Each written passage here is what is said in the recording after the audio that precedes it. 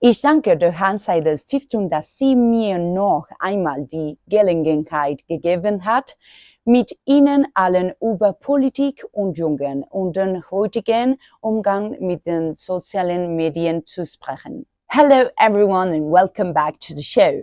Today we're going deep into a topic that's absolutely crucial to understanding politics in our digital age, the intersection of social media, disinformation, and political engagement among young people.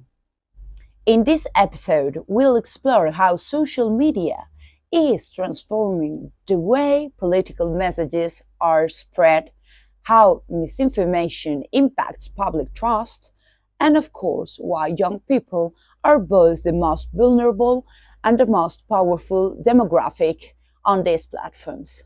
Part 1: The rise of social media as a political tool. Social media has become an inseparable part of politics. According to recent research, nearly 70% of adults in the United States get at least some of their news from social media. In countries with high internet penetration, that figure is often even higher. For instance, in Spain, where internet access is widespread, a similar percentage relies on social media for news. What does this mean for political campaigns? It means that social media is no longer a supplementary platform. It's one of the primary ways political messages are delivered. The 2020 US presidential election saw a record $1.6 billion spent on digital advertising, with much of that going to social media. Compare that to 2016, where digital ad spending was closer to $500 million. That tripling in just 4 years shows how seriously campaigns are taking social media. Platforms like Facebook, Twitter, Instagram, and increasingly TikTok and YouTube allow politicians to bypass traditional gatekeepers like news, editors, and reach the public directly. In this sense, social media democratizes access to information, but it also makes it much easier to spread both accurate and misleading information. Part 2: EU data. The Digital Services Directive will regulate the protection of European users with respect to content published on large platforms. It was approved in the European Parliament in July 2022, entered into force in November 2022, and has been implemented across the EU by January 2024. The implementation of the directive has forced big tech to provide information on the number of users they have in Europe.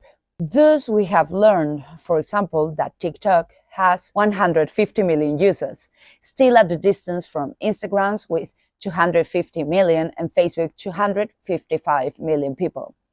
What surprised me most is that the dominance of YouTube in our continent.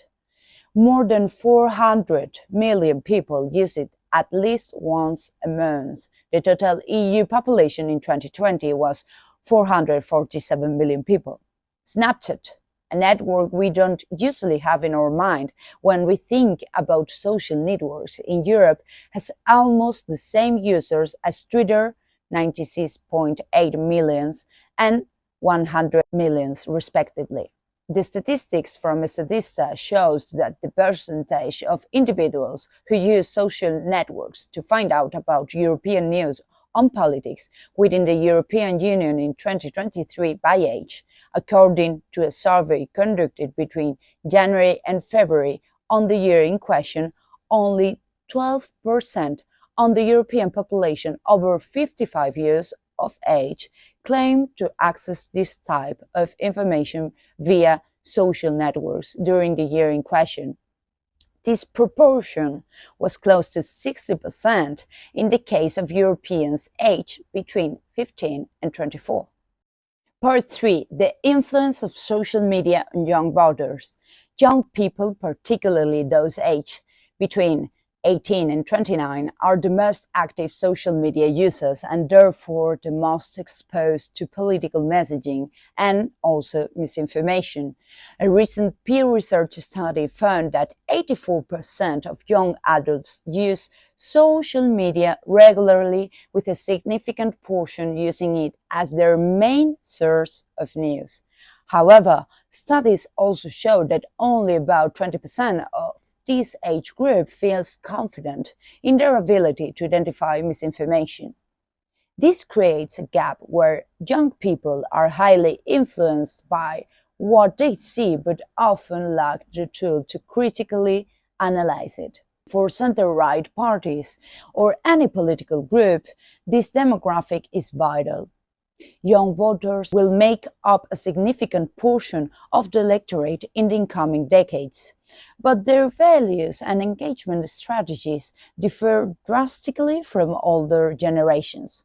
For example, authenticity and transparency are key. More than 60% of young people say that they are more likely to support politicians who engage in meaningful conversations and offer candid unscripted glimpses into their lives. This age group is looking for leaders who aren't just there for a photo op, but are genuinely invested in dialogue and inclusivity. Part 4, the double-edged sword of disinformation. With great reach, however, comes great responsibility and risk. One of the biggest challenges on social media is disinformation. False or misleading content spreads incredibly fast on social platforms. In fact, research from MIT found that false news spreads 6 times faster than true news on Twitter, largely due to algorithms that prioritize engaging content over verified information. Why does this matter? Disinformation doesn't just mislead, it corrodes trust in institutions. Like, for example, a 2021 survey by Edelman found that the trust in traditional institutions, including media and government, is at an all-time low globally, with nearly 60% of people believing that news, organizations, and politicians are intentionally misleading them. This distrust is particularly severe among younger populations, where over half of those aged between 18 and 29 say they find it difficult to trust any news they come across online.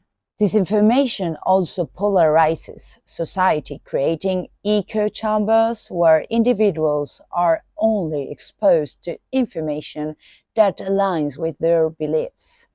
Algorithms that prioritize engagement reinforce these bubbles, leading to more division.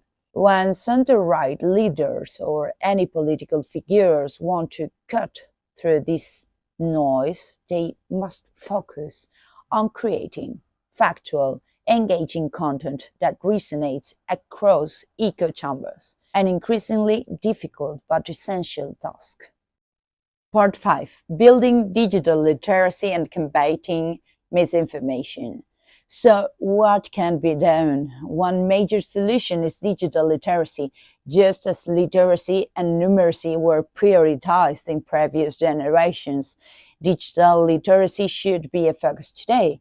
This means educating the public on how to critically analyze online information, verify sources, and recognize the hallmarks of fake news.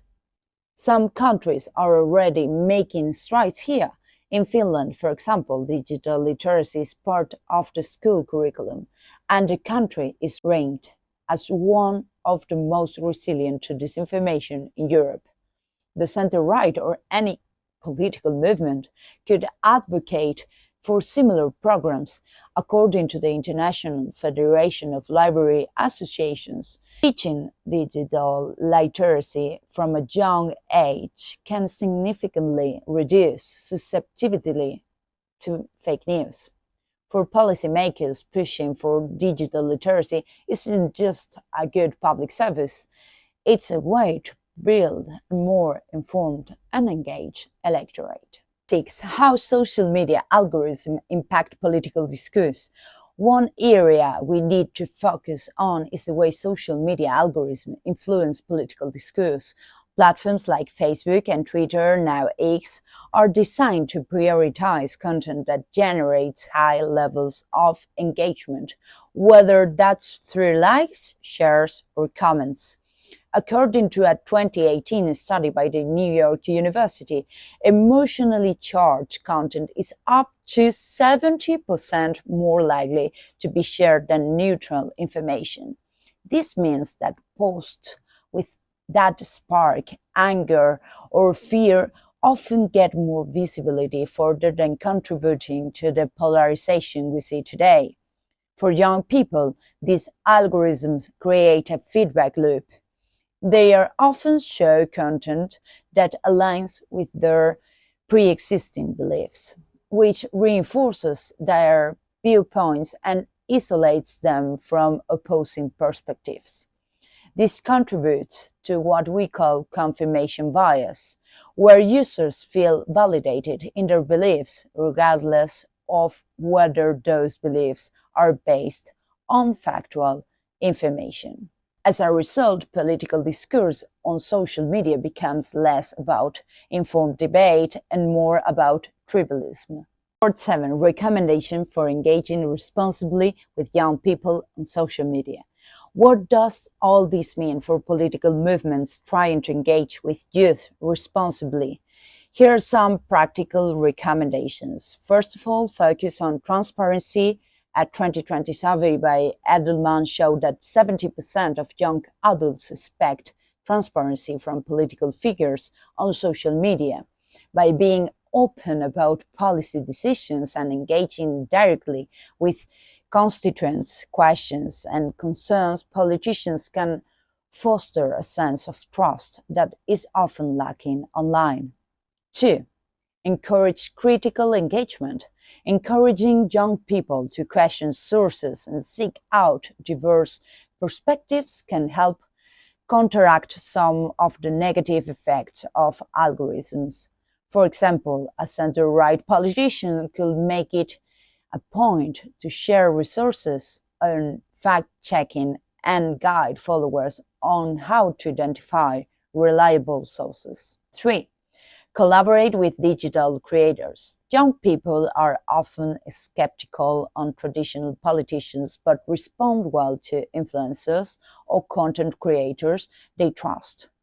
Partnering with digital advocates who align with center-right values but who aren't traditional political figures could be an effective way to broaden reach authentically. A recent study showed that content from influencers generates nearly 2 times the engagement of content directly from brands or institutions. 4.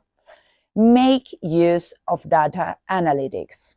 Social media provides data that can be used to understand the interests and concerns of young people.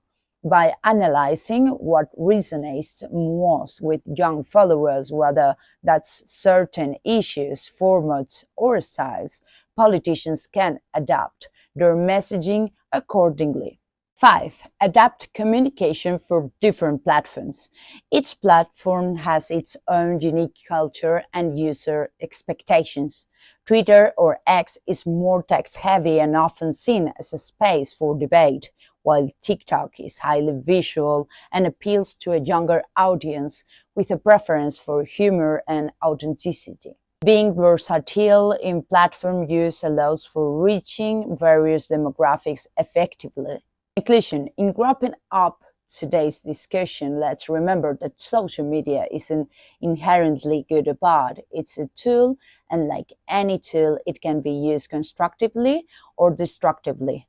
For the center-right, for progressive movements, and for any political force, social media offers an unprecedented chance to connect with the youth. But it also requires a commitment to transparency, digital literacy, and honest engagement with the dangers of disinformation. Young people are savvy, connected, and increasingly politically aware. Engaging with them authentically on social media can bridge gaps and foster a political environment where discourse is fact-based, inclusive, and progressive. The future of politics depends on how we navigate this digital landscape today. Thank you for joining me on this journey through social media, disinformation, and youth engagement as the digital and political worlds continue to intertwine. It's up to all of us, whether politicians, activists, or everyday citizens, to strive for a more informed, respectful, and connected digital society. And thank you once again to Hans Seidel Stiftung for this opportunity to be with all of you.